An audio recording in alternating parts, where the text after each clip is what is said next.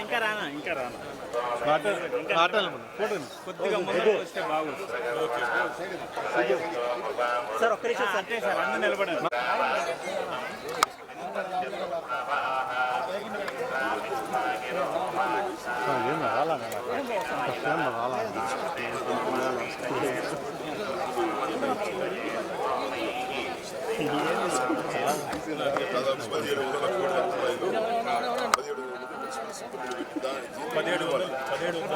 Corporation చేసే పని వీళ్ళ దగ్గర చేయించారు.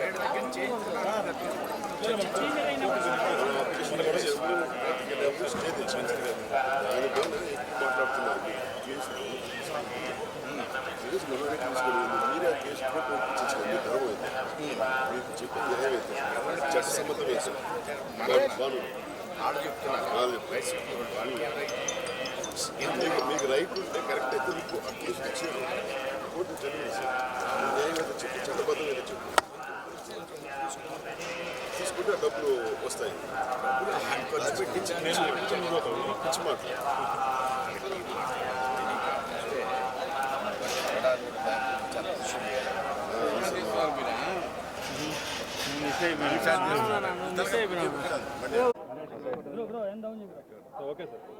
రాష్ట్ర ప్రభుత్వం అభివృద్ధిలో అడుగులు వేస్తూ ముందుకు వెడుతున్న సందర్భంలో ఈ రాష్ట్రం అనేక అంశాల్లో ప్రగతిని సాధిస్తూ ముందుకు వెడుతున్న సందర్భంలో 14 నుంచి మనం 24 వరకు ఇబ్బందులు పడ్డాం.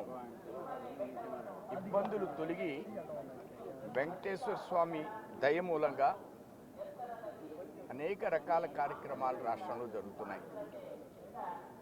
అటు క్యాపిటల్ విషయం కావచ్చు, స్టీల్ ప్లాంట్ విషయం కావచ్చు, పోలవరం అంశం కావచ్చు, దేనిది అనేది కాకుండా గ్రామ స్థాయి దాకా పవన్ కళ్యాణ్ గారు, మిజ్జిలో సీఎం గారు అబ్బాయి, అలానే ఈ వయసులో కూడా వారు ముఖ్యమంత్రి గారు నిరంతర పర్యటన, వారు ఆరోగ్యాన్ని, ప్రభుత్వంలో ఉన్నటువంటి పెద్దల ఆరోగ్యాన్ని కాపాడి అభివృద్ధిలో ముందుకు వెళ్ళేలా వెంకటేశ్వర స్వామిని ఆశీర్వదించమని నేను ఈరోజు వారికి అభ్యర్థించడం జరిగింది. అలానే టీటీడీ యొక్క అంశాలు, భాను ప్రకాష్ రెడ్డి గారు గత అనేక సంవత్సరాలుగా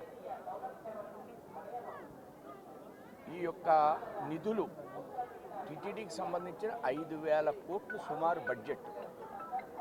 ఈ బడ్జెట్ని ధర్మానికి ఎక్కువ నిధులు కేటాయిస్తూ ధర్మం వైపే నిధులు ఉండాలి అనే దానిలో వారు అనాదిగా మా యొక్క స్టాండ్, మా పాలసీ, మా ఫిలాసఫీ, మేము అధికారంలో ఉన్నామా అధికారంలో లేమా అనే ఆలోచన కంటే ధర్మబద్ధంగా ఈ నిధులు ఖర్చు చేయాలి అనే సంకల్పంతో వారు ముందుకు పెడుతున్నారు.